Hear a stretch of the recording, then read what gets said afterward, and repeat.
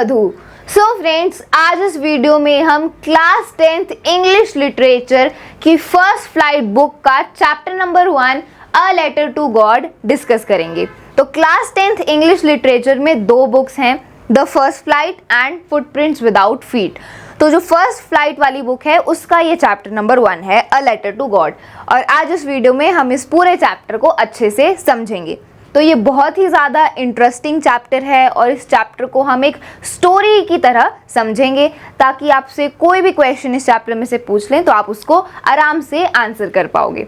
और फ्रेंड्स, हम लिटरेचर के हर एक चैप्टर को एक स्टोरी के हिसाब से पढ़ेंगे ताकि चैप्टर में से कोई भी क्वेश्चन पूछ लिया जाए आप फिर उसको इजीली आंसर कर सकते हो। ओके, सो इस वीडियो में हम इस पूरे चैप्टर को अच्छे से समझेंगे और इसके एनसीईआरटी क्वेश्चंस के सॉल्यूशंस का वीडियो मैं अलग से अपलोड कर दूंगी। Okay, so let's start the video.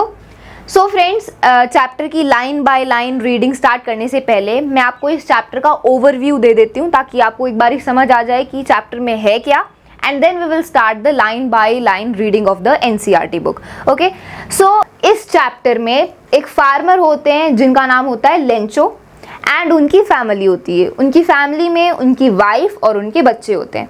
तो लेंचो और उनकी फैमिली घर में रहते हैं एक वैली में और पूरी वैली में सिर्फ उन्हीं का घर होता है और उनके घर के आगे उनका फील्ड होता है जिसमें वो अपनी फसल उगाते हैं। तो एक बार वो अपनी फसल के लिए बारिश का इंतज़ार कर रहे होते हैं ताकि बारिश हो, उनकी फसल अच्छी हो और वो फसल को बेचकर पैसे कमा पाएँ। तो बारिश होती है, थोड़ी देर बाद बारिश होती है एंड लेकिन होता क्या है, बारिश के साथ साथ हेल स्टॉर्म भी आ जाता है, मतलब हेल स्टोन्स, ओले गिरने लग जाते हैं और ओलों की वजह से, हेल स्टोन्स की वजह से उनकी पूरी फसल ख़राब हो जाती है। तो उनकी पूरी साल की मेहनत ख़राब हो जाती है। जो भी उन्होंने फसल क्रॉप उगाई होती है वो हेल स्टोन्स की वजह से, ओलों की वजह से ख़राब हो जाती है। तो इस वजह से उनके पास ना कोई फसल होती है बेचने के लिए, तो उनके पास ना कोई इनकम का सोर्स बचता है क्योंकि वो अपनी फसल नहीं बेच पाएंगे क्योंकि उनकी फसल ख़राब हो चुकी होती है एंड ना उनके पास कुछ खाने के लिए बचता है। सो अब वो बहुत ही ज़्यादा दुखी हो चुके होते हैं क्योंकि उनकी सारी फसल ख़राब हो चुकी होती है। इसीलिए लेंचो सोचते हैं कि मैं गॉड से हेल्प मांगूंगा। He was having a single hope. उनके पास एक होप होती है कि अगर मैं गॉड से मदद मांगूंगा, गॉड से हेल्प मांगूंगा तो गॉड मेरी हेल्प कर देंगे। तो इसीलिए लेंचो गॉड से हेल्प मांगने के लिए गॉड को एक लेटर लिखते हैं। इसलिए चैप्टर का नाम है अ लेटर टू गॉड, क्योंकि लेंचो क्या, गॉड को एक लेटर लिखते हैं। तो लेंचो लेटर लिखते हैं गॉड को और उस लेटर में वो अपनी प्रॉब्लम बताते हैं कि हेल स्टॉर्म की वजह से जो मेरी पूरी फसल है वो ख़राब हो चुकी है, तो मुझे कुछ पैसों की रिक्वायरमेंट है ताकि मैं अपनी जो फील्ड है उसको दोबारा सॉ कर पाऊँ और जब तक क्रॉप्स नहीं उग रही हैं तब तक अपना गुजारा कर पाऊँ। ठीक है, तो वो लेटर में अपनी सारी प्रॉब्लम्स बताते हैं और कुछ पैसे मांगते हैं गॉड से ताकि वो सरवाइव कर पाएँ। और फिर वो जो लेटर, उस लेटर को वो बंद करके मेल बॉक्स में डाल देते हैं। और वहाँ पर जो मेल बॉक्स होता है, जो पोस्ट ऑफिस में, तो वहाँ के जो एम्प्लॉयज़ होते हैं, जो पोस्टमैन होता है, वो उस लेटर को देख लेता है। और जब वो उस लेटर को देखता है तो उसे बहुत अजीब लगता है कि गॉड को कौन लेटर लिखता है, क्योंकि लेंचो को गॉड में बहुत ज़्यादा फेथ होता है कि अगर मैं गॉड से हेल्प मांगूंगा तो गॉड मुझे हेल्प कर देंगे। तो लेकिन जब पोस्टमैन वो लेंचो का लेटर देखता है तो उसे बहुत ही फ़नी लगता है, उसे बहुत अजीब लगता है कि गॉड को कौन लेटर लिखता है, गॉड का तो मुझे एड्रेस पता ही नहीं है। और फिर वो लेटर अपने पोस्ट मास्टर को दिखाता है।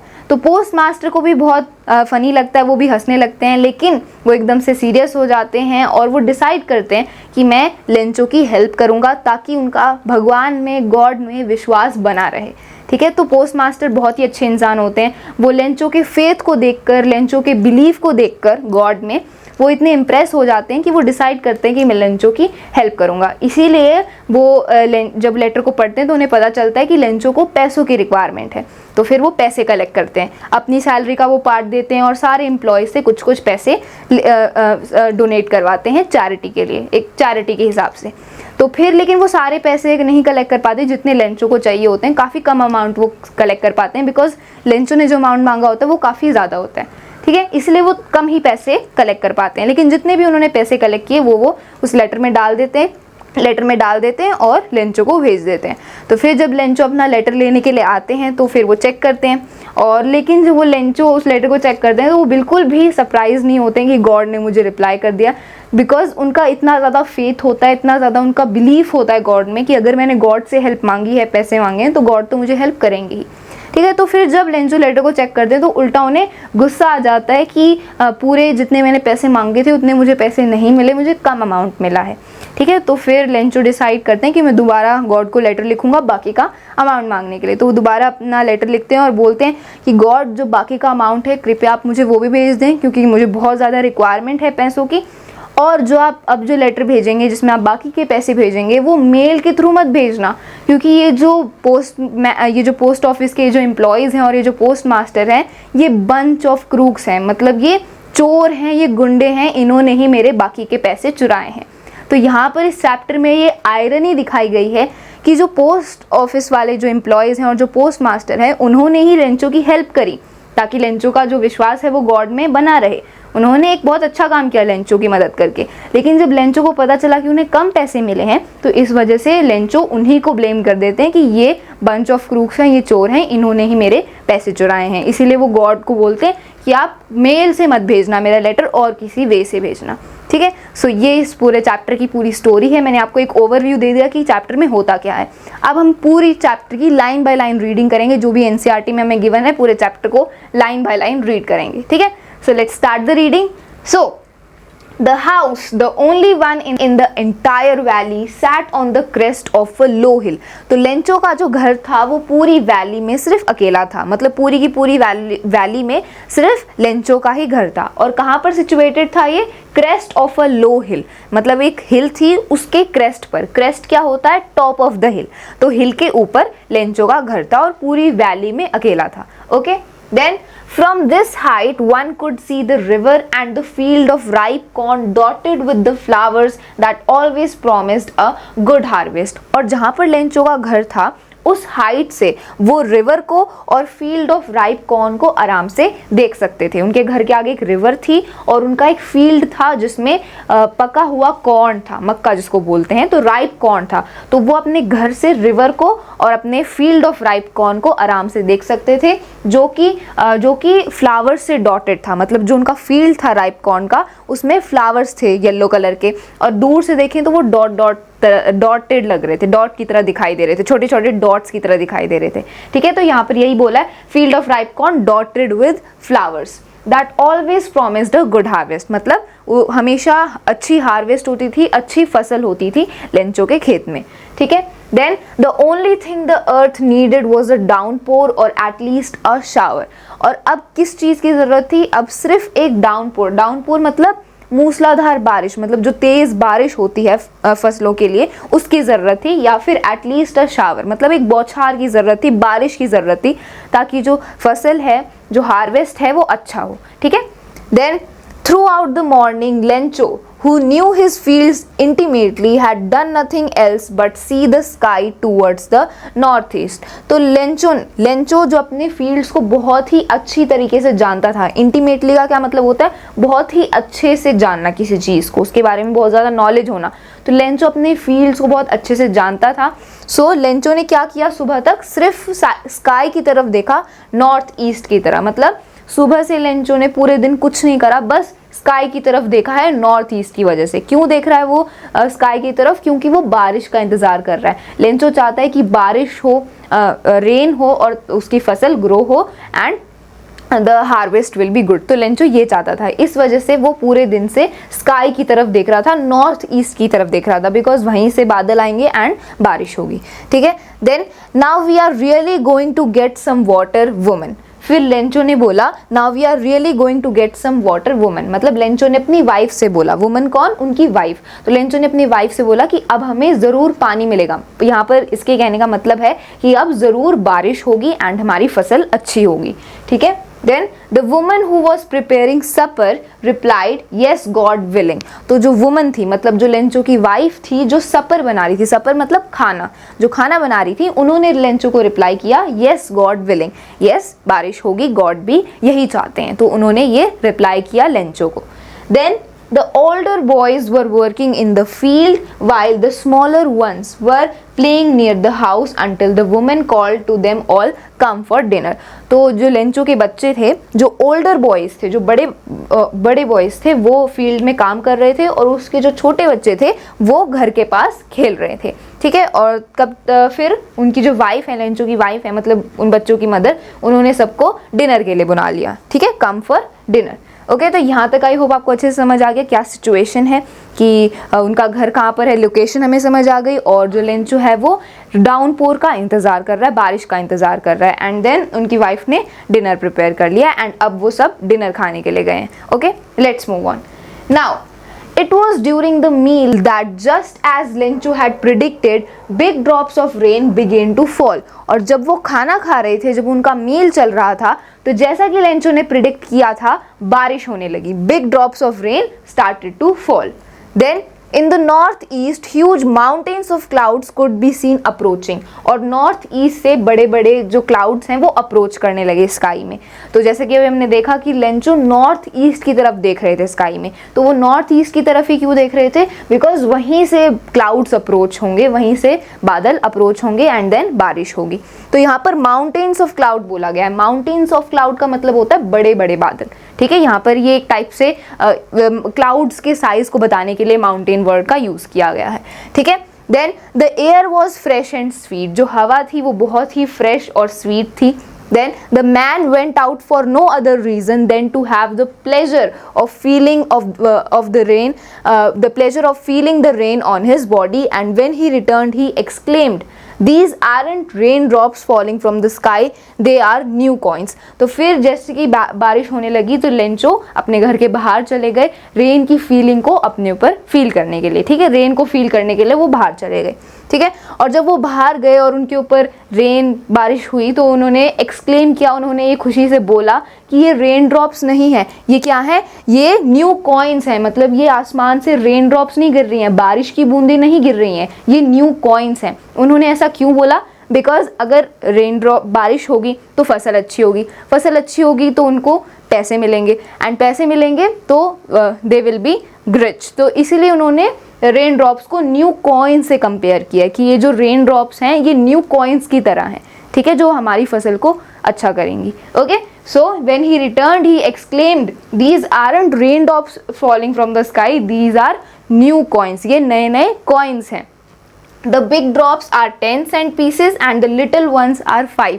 जो बड़ी बड़ी ड्रॉप्स हैं वो 10 सेंट पीसेज हैं। सेंट क्या है? सेंट करेंसी है वहाँ की, ये जहाँ पर वो रहते हैं तो वहाँ की करेंसी है सेंट। तो उन्होंने बोला कि जो बड़ी बड़ी ड्रॉप्स हैं वो 10 सेंट पीसेज हैं और जो छोटी छोटी ड्रॉप्स हैं वो 5 सेंट पीसेज हैं। तो उन्होंने रेन ड्रॉप्स को ऐसे मनी से कंपेयर किया, पैसे से कंपेयर किया। बिकॉज अगर बारिश होगी तो उनकी फसल अच्छी होगी एंड इस वजह से उनके पास पैसे आएंगे, इसलिए उन्होंने पैसों से अब रेन ड्रॉप्स को कंपेयर किया। तो ये आपको ध्यान रखना है, ये 1 मार्क क्वेश्चन में पूछा जा सकता है that how much money is the big rain drops and how much is the small rain drop. तो उन्होंने ऐसे इनको कंपेयर किया। Then with a satisfied expression he regarded the field of ripe corn with its flower draped in a curtain of rain. तो उन्होंने फिर एक satisfied expression से, वो बहुत खुश थे क्योंकि बारिश हो रही थी, उनकी फसल अच्छी होगी, तो वो बहुत satisfied थे, खुश थे। तो उन्होंने ये बोला कि जो उनका जो ये फील्ड है राइप कॉर्न का, जो फ्लावर्स से डॉटेड है, वो कर्टेन ऑफ रेन में ड्रैप्ड है, मतलब वो बारिश की चादर से ढका हुआ है, ठीक है। सो ऐसे उन्होंने डिस्क्राइब किया। But suddenly a strong wind began to flow and along with the rain very large hailstones began to fall. लेकिन फिर एकदम से क्या हुआ? बहुत तेज हवा चली और रेन के साथ साथ ओले गिरने लगे। ओले यहाँ पर लिखा है ना हेल स्टोन्स, हेल स्टोन्स का मतलब होता है ओले। आपने देखा होगा कि जब बहुत ज़्यादा तेज़ बारिश होती है तो साथ में ओले गिरने लगते हैं, छोटे छोटे बर्फ़ के पीसेस गिरने लगते हैं। वो ये जो हेल स्टोन्स होते हैं, ये जो ओले होते हैं, ये हमारी क्रॉप के लिए, फसल के लिए बिल्कुल भी अच्छे नहीं होते हैं। बिकॉज अगर ये फसल पर गिरेंगे तो फसल ख़राब हो जाएगी, है ना। So they are not good for the field, they are not good for the crops. तो एकदम से तेज़ हवा चली एंड बारिश के साथ साथ हेल स्टोन्स भी गिरने लगे, मतलब ओले भी गिरने लगे। These truly did resemble new silver coins the boys exposing themselves to the rain ran out to collect the frozen pearls. तो फिर उनके बच्चों ने क्या बोला, उनके बच्चों ने बोला कि ये जो हेलस्टोन्स गिर रहे हैं, ये जो ओले गिर रहे हैं, ये न्यू सिल्वर कॉइन्स की तरह है। मतलब उनको तो इतना पता नहीं था कि हेलस्टोन्स फसल के लिए अच्छे नहीं होते, इसलिए उनके बच्चों ने बोला कि अब ये जो ओले गिर रहे हैं ये तो नए सिल्वर कॉइन्स की तरह हो गए हैं। लेकिन असल में वो सिल्वर कॉइन्स की तरह नहीं है, बिकॉज असल में जो ओले होते हैं, जो हेलस्टोन्स होते हैं, वो फसल के लिए हार्मफुल होते हैं। ठीक है, तो the boys exposing themselves to the rain ran out to collect the frozen pearls. और फिर जो उनके बच्चे थे वो बाहर गए और उन ओलों को उनको कलेक्ट करने लग गए। यहाँ पर ओलों को बोला है फ्रोजन पर्ल्स, क्योंकि वो छोटे छोटे बर्फ के टुकड़े होते हैं, वो फ्रोजन पर्ल्स की तरह ही दिखाई देते हैं। तो उनके बच्चे बाहर चले गए ओलों को कलेक्ट करने के लिए। It's really getting bad now exclaimed the man. और फिर लिंचो ने एक्सक्लेम किया परेशान होकर कि अब बहुत ही बुरा हो रहा है। मतलब उन्होंने बोला it's really getting bad now, मतलब अब जो कंडीशन है वो बुरी होती जा रही है, क्योंकि अगर ऐसे ही ओले गिरते रहेंगे तो उनकी फसल पूरी ख़राब हो जाएगी और उनकी मेहनत सारी ख़राब हो जाएगी। सो इसलिए उन्होंने बोला it's really getting bad now. Then I hope it passes quickly, it did not pass quickly. और फिर लेंचो ने बोला कि मैं चाहता हूँ कि ये जल्दी से ये हेलस्टोन्स गिरना बंद हो जाए, मतलब ओले गिरना बंद हो जाए, क्योंकि अगर ये कंटिन्यू गिरते रहे तो पूरी फसल ख़राब हो जाएगी। लेकिन it did not pass quickly, वो जल्दी ख़त्म नहीं हुए, हेलस्टोन्स बहुत देर तक गिरते रहे। For an hour the hail rained on the house, the garden, the hillside, the cornfield, on the whole valley। लेकिन एक घंटे तक हेलस्टोन्स गिरते ही रहे। हिल साइड पर, गार्डन पर, जो उनका कॉर्नफील्ड था उस पर, सारी जगह हेलस्टोन्स गिरते रहे 1 घंटे तक। ठीक है, the field was white as if covered with salt. और जो उनका फील्ड था वो बिल्कुल वाइट हो गया था, कि ऐसा लग रहा था जैसे सॉल्ट से कवर्ड है, क्योंकि जो हेलस्टोन्स होते हैं वो बर्फ़ के टुकड़े होते हैं और बर्फ़ वाइट दिखती है, इसलिए इतने हेलस्टोन्स गिरे थे, ऐसा लग रहा था कि फील्ड में साल्ट है, साल्ट से वो पूरी फील्ड कवर्ड है। ठीक है, then Not a leaf remained on the trees, the corn was totally destroyed। Trees पर एक भी पत्ता नहीं बचा था, और जो उनका कॉर्न था, उनकी कॉर्न ही उनकी फसल थी, क्योंकि उनका कॉर्न का फील्ड था, और जो उनका कॉर्न था वो पूरी तरह डिस्ट्रॉय हो चुका था। तो लेंचो की पूरी मेहनत खराब हो गई थी, कॉर्न नहीं बचा था उनकी फील्ड में, पूरा कॉर्न खराब हो चुका था, पेड़ों पर एक भी पत्ता नहीं बचा था, तो पूरी ही उनकी फसल खराब हो चुकी थी। The flowers were gone from the plants, plant से सारे फ्लावर्स जा चुके थे। Lencho soul was filled with sadness, और लेंचो का जो सोल है वो सैडनेस से फिल हो गया था, मतलब वो बहुत ही ज़्यादा दुखी हो गए थे, क्योंकि इतनी मेहनत लगती है फार्मिंग करने में, इतना टाइम लगता है, एंड अब हेलस्टोन्स की वजह से उनकी पूरी फसल ख़राब हो गई, इसलिए वो बहुत ही ज़्यादा दुखी हो गए, सैड हो गए, डिसअपॉइंटेड हो गए। Then when the storm had passed, he stood in the middle of the field and said to his sons, a plague of locusts would have left more than this। और जब storm खत्म हो गया, hailstones गिरने बंद हो गए, तब वो अपने फील्ड के बीच में खड़े हो गए और उन्होंने अपने सन से बोला, लेंचो ने अपने बेटों से बोला कि a plague of locusts would have left more than this। plague of locust क्या होता है? लोकस्ट एक टाइप के इंसेक्ट्स होते हैं जो ग्रुप में फ्लाई करते हैं और ये क्रॉप्स को डिस्ट्रॉय करते हैं। ठीक है, तो लेंचो ने बोला कि a plague of locust would have left more than this, मतलब अगर एक प्लेग ऑफ लोकस्ट ने क्रॉप्स पर अटैक किया होता तो कम डैमेज होता as compare to the hail storm. मतलब हेल स्टॉर्म की वजह से, हेल स्टोन्स गिरने की वजह से ज़्यादा डैमेज हो गया फसल को as compare to the plague of locust. अगर लोकस्ट अटैक करते क्रॉप पर तो कम डैमेज होता फसल और बच जाती, लेकिन हेल स्टोन्स ने ज़्यादा डैमेज कर दिया फसल को। तो ये उन्होंने अपने सन से कहा, अपने बच्चों से कहा, लेंचो ने। ठीक है, यहाँ पर आप पिक्चर भी देख सकते हो, ये लेंचो अपनी फील्ड के बीच में खड़े हैं और यहाँ पर आप देख सकते हो कि बिल्कुल सारी फसल खराब हो चुकी है, कुछ भी कॉर्न, फ्लावर्स कुछ भी नहीं है, एंड जो ट्रीज हैं उन पर एक भी लीफ नहीं है। तो दिख रहा है कि कितना बुरा हेल स्टॉर्म आया था और उनकी सारी फसल खराब हो गई है, एंड यहाँ पर वो परेशान होकर अपने फील्ड के बीच में खड़े हैं। तो यहाँ पर आप पिक्चर में भी देख सकते हो, ये एनसीईआरटी में गिवन है।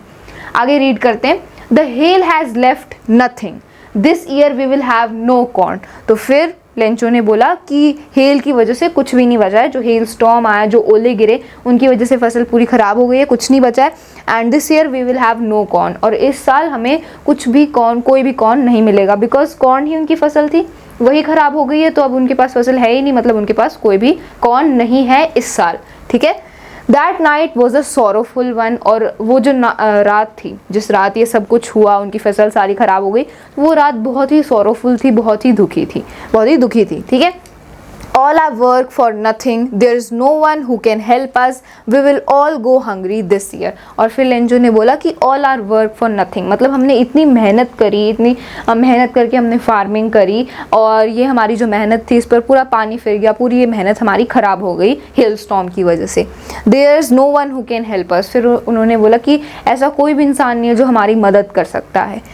We will go hungry this year, और इस साल हम भूखे रहेंगे, मतलब हमें कुछ भी खाने को नहीं मिलेगा, बिकॉज ऑब्वियसली बात है उनकी फसल ख़राब हो गई है तो उनको खाने को कुछ नहीं मिलेगा।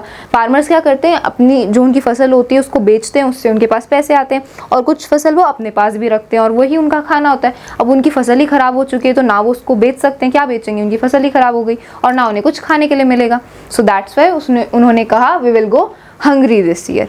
Then but in the hearts of all who lived in that solitary house in the middle of the valley there was a single hope, help from God। लेकिन फिर भी उन सब के दिलों में जो उस सॉलिटरी घर में रहते थे, सॉलिटरी का मतलब होता है अकेला, सिंगल, तो हमें पता है कि पूरी वैली में सिर्फ लेंचो का ही घर था, तो उस सॉलिटरी हाउस में, उस अकेले घर में जितने भी लोग रहते थे, मतलब लेंचो के जो परिवार वाले थे, उनके दिलों में अभी भी एक होप बाकी थी, which was help from God. मतलब अभी भी उनमें एक होप थी कि हमारी फसल ख़राब हो गई है, इस साल हम भूखे रहेंगे, लेकिन फिर भी उनमें एक होप थी, एक वो उनमें विश्वास था कि गॉड उनकी हेल्प कर देंगे।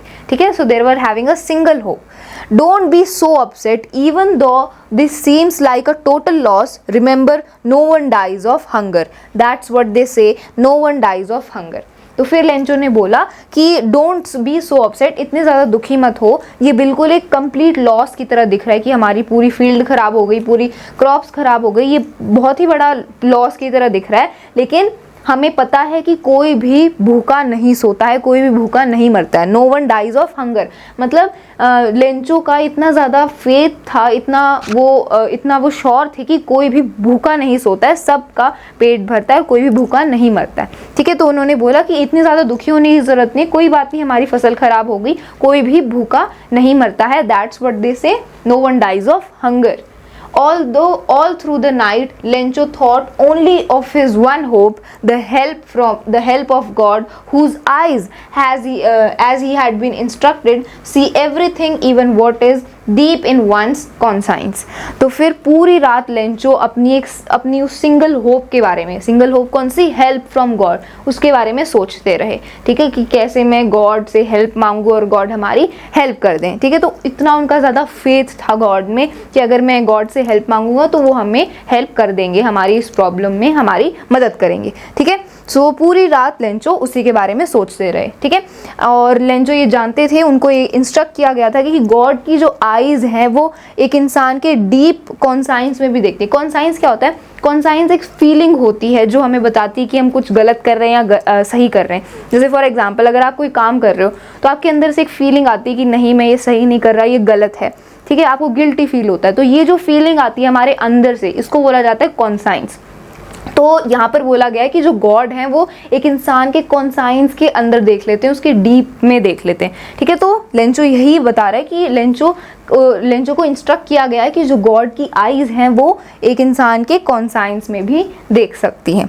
Lencho was an ox of a man, अब यहाँ पर आगे बताया गया Lencho was an ox of a man working like an animal in the fields but still he knew how to write। Ox of a man का मतलब क्या होता है कि वो बहुत ही स्ट्रॉन्ग आदमी थे, वो बहुत ही ज़्यादा हार्ड वर्किंग थे, जो फील्ड में एनिमल की तरह काम करते थे, मतलब बहुत ज़्यादा मेहनत करके वो अपनी फार्मिंग करते थे। तो यहाँ पर लेंचो को ऑक्स से कंपेयर किया गया क्योंकि ऑक्स एक बहुत ही ज़्यादा हार्ड वर्किंग और स्ट्रॉन्ग एनिमल होता है। तो लेंचो को बोला है ऑक्स ऑफ अ मैन, मतलब वो बहुत ही ज़्यादा हार्ड वर्किंग इंसान थे जो अपनी फार्मिंग बहुत ही अच्छी तरीके से करते थे। लेकिन वो अपनी ऑक्स ऑफ अ मैन थे, बहुत अच्छी तरीके से अपनी फार्मिंग करते थे, पूरा हार्ड वर्क करते थे, लेकिन फिर भी उनको लिखना आता था। ही न्यू हाउ टू राइट, उन्हें लिखना आता था, वो लिटरेट थे। ठीक है, आगे रीड करते हैं।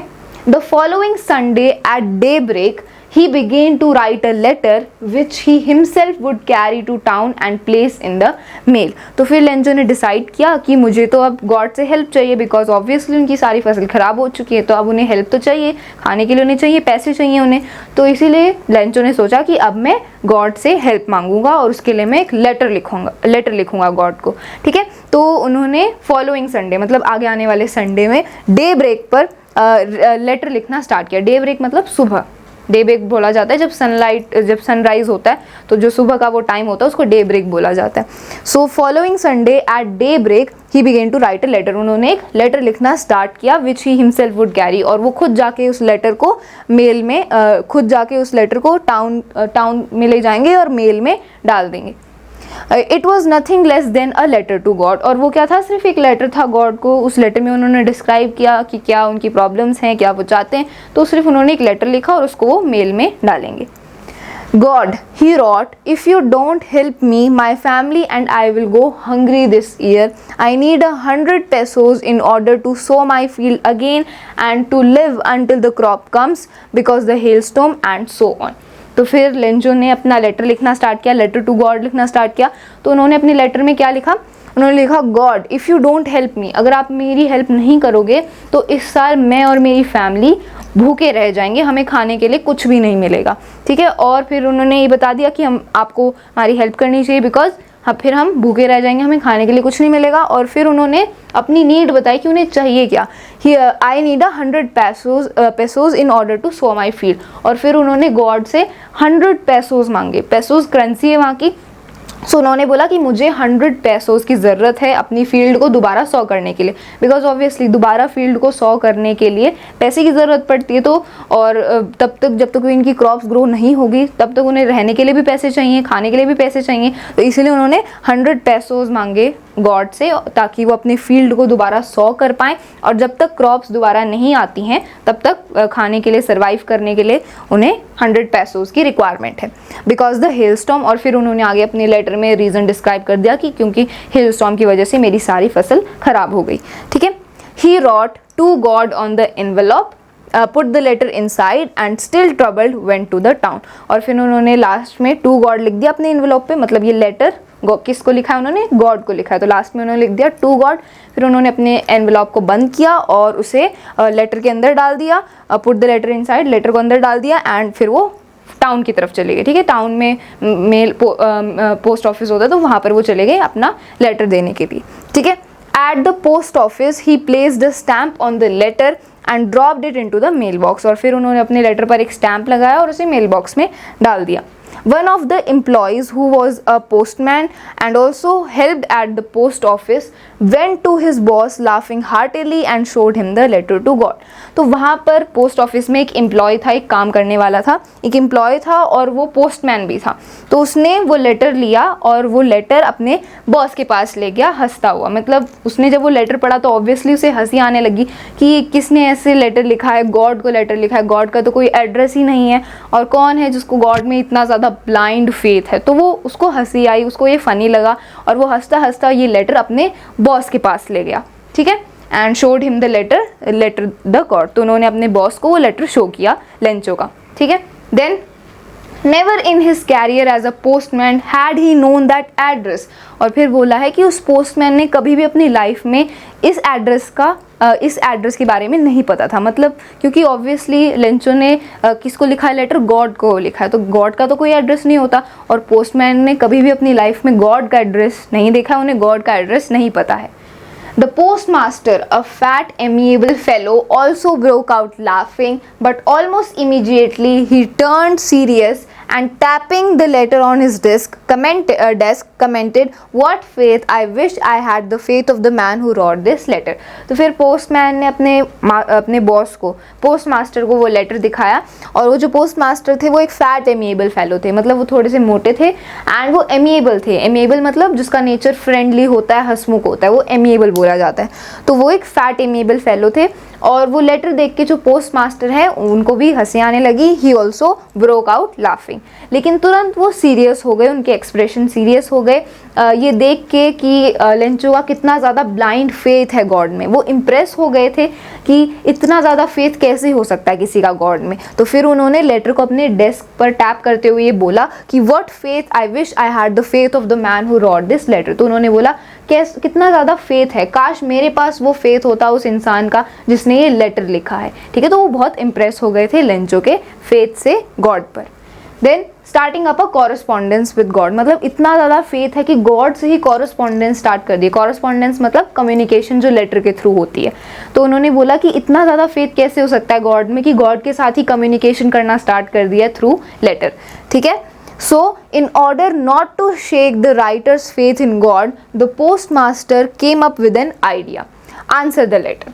तो फिर पोस्टमास्टर ने सोचा कि मैं जो लेंचो है जिसने ये लेटर लिखा है उसका फेथ गॉड में शेक नहीं करूँगा, मतलब जो उसका फेथ है गॉड में उसको ब्रेक नहीं करूँगा। इसीलिए उनके दिमाग में एक आइडिया आया। क्या आइडिया आया? आंसर द लेटर, मतलब जो लेंचो ने जो लेटर लिखा है उसको हम आंसर करेंगे। वैसे असल में तो कोई आंसर नहीं करता लेटर को, बिकॉज ऐसे गॉड को कौन लेटर भेजेगा, गॉड का तो कोई फिक्स एड्रेस है नहीं और गॉड थोड़ी आंसर करते हैं लेटर को। तो इसीलिए उन्होंने सोचा, उन्होंने ये डिसाइड किया कि लेंचो का फेथ बनाए रखने के लिए गॉड में हम लेंचो के लेटर को आंसर करेंगे। तो पोस्टमास्टर के दिमाग में ये आइडिया आया।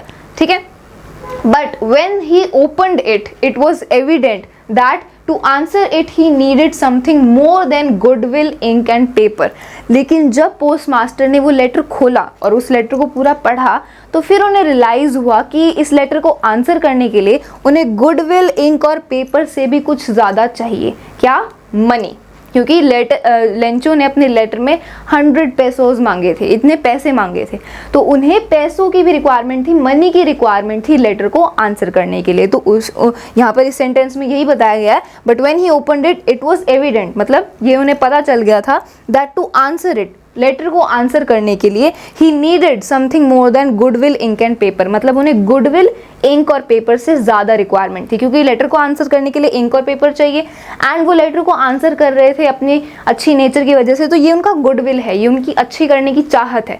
तो इससे ज़्यादा भी कुछ रिक्वायर्ड था लेटर को आंसर करने के लिए, विच वॉज द मनी। क्योंकि लेंचो ने मनी मांगा था, 100 पेसोज मांगे थे अपने लेटर में, तो उन्हें मनी की भी रिक्वायरमेंट थी लेटर को आंसर करने के लिए। ठीक है, तो इतना यहाँ पर हमने डिस्कस कर लिया। ये पिक्चर आप देख सकते हो, ये लेंचो हैं और ये लेटर दे रहे हैं पोस्टमैन को। ठीक है, तो यहाँ पर ये पिक्चर भी आप देख सकते हो। आगे रीड करते हैं। But he stuck to his resolution, he asked for money from his employees, he himself gave part of his salary and several friends of his were obliged to give something for an act of charity। लेकिन फिर भी जैसे ही post master को पता चला कि हमें money भी देना पड़ेगा, क्योंकि लेंचो ने तो मनी मांगा है लेटर में, 100 पेसोस मांगे, लेकिन फिर भी पोस्ट मास्टर ने जो डिसाइड किया है वो उसी पर डटे रहे। ही स्टक टू हिज रेजोल्यूशन, मतलब जो उन्होंने डिसाइड किया है वो उसी पर डटे रहे और उन्होंने डिसाइड किया कि हम मनी कलेक्ट करेंगे, पैसे कलेक्ट करेंगे और लेंचो को पे कर देंगे, लेंचो को दे देंगे। ठीक है, तो उन्होंने मनी कलेक्ट करना स्टार्ट किया। उन्होंने खुद अपनी सैलरी का कुछ पार्ट दिया, कंट्रीब्यूट किया और अपने फ्रेंड्स से पैसे मांगे as an act of charity, मतलब एक्ट चैरिटी के लिए आप पैसे कंट्रीब्यूट करो। ठीक है, तो उन्होंने अपने फ्रेंड से पैसे कलेक्ट किए, अपनी सैलरी का खुद उन्होंने पार्ट दिया, तो वो बहुत अच्छा काम कर रहे थे लेंचो के लिए। ठीक है, ताकि लेंचो का जो फेथ है गॉड में वो बना रहे। Okay, then it was impossible for him to gather together the 100 pesos, so he was able to send the farmer only a little more than half। लेकिन उन्होंने बहुत ट्राई किया पैसे कलेक्ट करने की, मनी कलेक्ट करने की, लेकिन वो 100 पेसोज कलेक्ट नहीं कर पाए, बिकॉज 100 पेसोस बहुत ज़्यादा होते हैं ऐसे एकदम एक साथ कलेक्ट करने के लिए। ठीक है, तो वो कितने पैसे कलेक्ट कर पाए? लिटिल मोर देन हाफ, मतलब हाफ से कुछ थोड़ा ज़्यादा ही वो कलेक्ट कर पाए, मतलब नियर अबाउट वो 100 में से सिर्फ 70 पेसोस ही कलेक्ट कर पाए, 100 पेसोस वो नहीं कलेक्ट कर पाए, because it is a big amount. ठीक है, he put the money in an envelope addressed to Lencho and with it a letter containing only a single word as a signature, God। और फिर उन्होंने वो money envelope में डाला, उस envelope को उन्होंने लेंचो को एड्रेस कर दिया, बिकॉज गॉड से तो एड्रेस लेंचो जो गॉड से जो लेटर है वो तो लेंचो के पास ही जाएगा। अब गॉड तो लेटर को आंसर नहीं कर रहे, पोस्ट मास्टर कर रहे हैं, तो उन्होंने किसका एड्रेस डाला? लेंचो का एड्रेस डाल दिया और सिर्फ एक सिंगल वर्ड में सिग्नेचर कर दिया गॉड, ताकि लेंचो को लगे कि गॉड ने आंसर किया है लेटर को।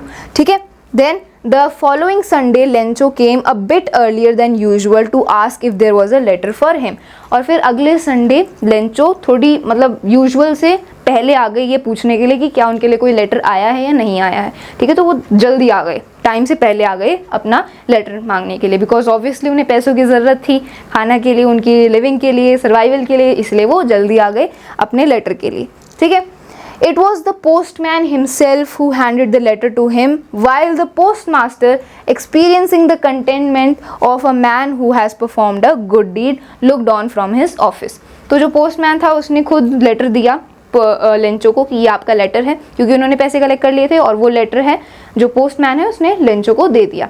और जो पोस्ट मास्टर था वो अपने ऑफिस से लेंचो को देख रहा था और वो एक कंटेनमेंट एक्सपीरियंस कर रहा था। कंटेनमेंट क्या होता है? एक फीलिंग होती है हैप्पीनेस या सेटिस्फैक्शन की जब हम कोई अच्छा काम करते हैं। जैसे आपने ये फील किया होगा कि जब आप किसी की हेल्प करते हो, कोई अच्छा काम करते हो, तो एक अंदर से एक फीलिंग ऑफ सेटिस्फैक्शन हमें मिलती है, कंटेनमेंट की फीलिंग आती है, तो इसी को कंटेनमेंट बोला जाता है। तो पोस्ट मास्टर ने कितना अच्छा काम किया था, लेंचो के लिए पैसे खुद कलेक्ट किए, अपनी सैलरी का पार्ट दिया और फिर वो लेंचो को दे रहे थे, तो उनको अंदर से कंटेनमेंट की फीलिंग आ रही थी और वो अपने ऑफिस से लेंचो को देख रहे थे कि उनको जो लेटर मिला, पोस्टमैन ने उनको लेटर दिया और ये पोस्ट मास्टर अपने ऑफिस से देख रहे थे। ठीक है। Lencho showed not the slightest surprise on seeing the money, such was his confidence, but he became angry when he counted the money. और जब लेंचो ने लेटर खोला, पैसे देखे, तो उसने बिल्कुल स्लाइटेस्ट सरप्राइज भी शो नहीं किया, मतलब थोड़ा सा भी इसे सरप्राइज नहीं हुआ, थोड़ा सा भी खुशी शो नहीं करी कि गॉड ने मेरे लेटर को आंसर किया और मुझे पैसे भेज दिए। उन्होंने बिल्कुल भी सरप्राइज अपने चेहरे पर शो किया ही नहीं। इतना ज़्यादा उनका कॉन्फिडेंस था, इतना ज़्यादा उनका फेथ था गॉड में। मतलब लेंचो का तो मानना था कि अगर मैंने लेटर लिखा है गॉड को तो गॉड तो मुझे हेल्प करेंगे ही, ये तो 100% गॉड का काम है मुझे हेल्प करना। इतना उनका फेथ था गॉड में, इतना कॉन्फिडेंस था, इसलिए उन्होंने पैसे देखने पर थोड़ा सा भी उन्होंने सरप्राइज वो नहीं हुए, थोड़ा सा भी वो खुश नहीं हुए। ठीक है। और उल्टा वो एंग्री हो गए जब उन्होंने पैसे गिने, क्योंकि 100 पैसों तो वो कलेक्ट नहीं कर पाए थे, सिर्फ कुछ लिटिल मोर देन हाफ, मतलब कुछ 70 पैसों ही थे, तो पूरे 100 पैसों भी नहीं थे। इसीलिए जब लेंचो ने पैसे काउंट किए तो फिर वो उल्टे एंग्री हो गए कि पूरे पैसे क्यों नहीं दिए गॉड ने मुझे। ठीक है। तो आई होप यहाँ तक आपको क्लियर हो गया। लेट्स मूव ऑन, आगे बात करते हैं। God could not have made a mistake, nor could he have denied Lencho what he had requested. तो फिर लेंचो ने सोचा कि गॉड काउंटिंग में तो कोई मिस्टेक नहीं कर सकते, कि गॉड काउंटिंग में कोई मिस्टेक हो गई हो, 100 मैंने मांगे थे लेकिन सिर्फ 70 ही पहुंचे, तो काउंटिंग में भी कोई मिस्टेक नहीं कर सकते गॉड, और ना ही गॉड मेरी रिक्वेस्ट को डिनाई कर सकते। मतलब अगर मैंने गॉड से रिक्वेस्ट किया है पैसों के लिए, तो गॉड तो मेरी रिक्वेस्ट को मानेंगे ही, मुझे पैसे भेजेंगे ही। तो क्यों मेरे पैसे इतने कम आए हैं, सिर्फ 70 पैसों ही आए हैं, 100 पैसों क्यों नहीं आए? ठीक है। Then immediately Lencho went up to the window to ask for a paper and ink. और फिर तुरंत जैसे ही लेंचो को पता चला कि उनके पैसे कम हैं, तो वो गए विंडो के पास गए पेपर और इंक मांगने के लिए।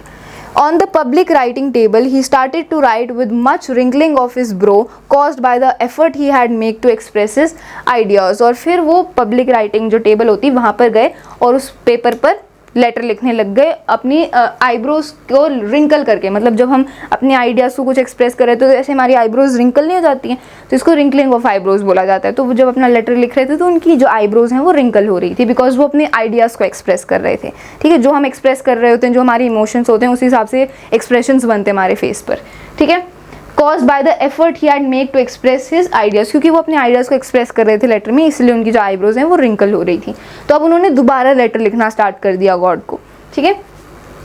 Then when he finished, he went to the window to buy a stamp which he licked and then affixed to the envelope with a blow of his fist. और फिर जैसे उन्होंने लेटर लिखना complete कर दिया तो वो गए विंडो के पास, उन्होंने एक स्टैम्प लिया और उसे लिख करके एफिक्स कर दिया एनवेलॉप पर, मतलब उसे चिपका दिया एनवेलॉप पर, और एक ब्लो ऑफ फिस्ट से चिपकाया। मतलब ब्लो ऑफ फिस्ट मतलब जब हमें कोई पेपर चिपकाना होता है तो हम ऐसे अपनी मुट्ठी से उसको ऐसे प्रेस कर देते हैं, तो इसको ब्लो ऑफ फिस्ट बोला जाता है। तो एक ब्लो ऑफ फिस्ट से उन्होंने अपने उस स्टैम्प को एनवेलॉप पर लगा दिया। Then the moment the letter fell into the mail box, the postmaster went to open it. और फिर उन्होंने मेल बॉक्स में डाल दिया और लेंचो अपने घर चले गए। और जैसे ही वो लेटर मेल बॉक्स में गिरा तो तुरंत पोस्ट मास्टर ने वो लेटर खोल लिया, बिकॉज ऑब्वियसली पोस्ट मास्टर तो ये जानना चाहते हैं कि लेंचो का क्या रिप्लाई था, क्या उन्होंने लेटर में लिखा, बिकॉज पोस्ट मास्टर ने ही लेंचो की हेल्प करी थी। तो पोस्ट मास्टर ने उनका लेटर खोला। It said, God, of the money that I asked for, only 70 pesos reached me.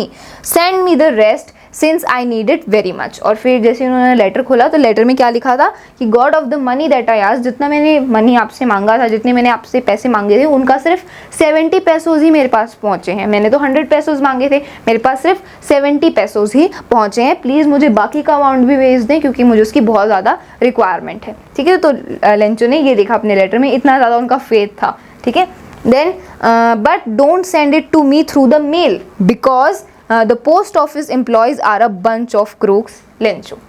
लेकिन यहाँ पर लेंचो ने फिर आगे क्या लिखा कि जो आप बाकी के आप मुझे 30 पैसों भेजोगे, बाकी का जो अमाउंट भेजोगे, बाकी के जो पैसे भेजोगे वो मेल के थ्रू मत भेजना, क्योंकि ये जो पोस्ट ऑफिस के जो एम्प्लॉयज़ हैं ये बंच ऑफ क्रूक्स हैं, मतलब ये चोर हैं, ये गुंडे हैं, इन्होंने ही मेरे पैसे चुराए हैं, तो मेल के थ्रू मत भेजना, मुझे और किसी वे से लेटर भेज देना।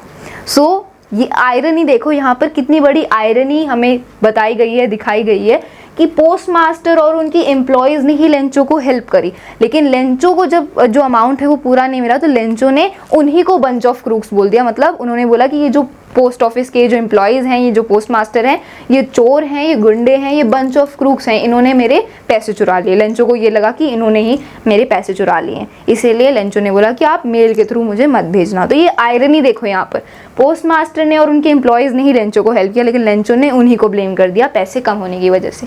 ठीक है, सो ये आयरनी यहाँ पर इस चैप्टर में दिखाई गई है।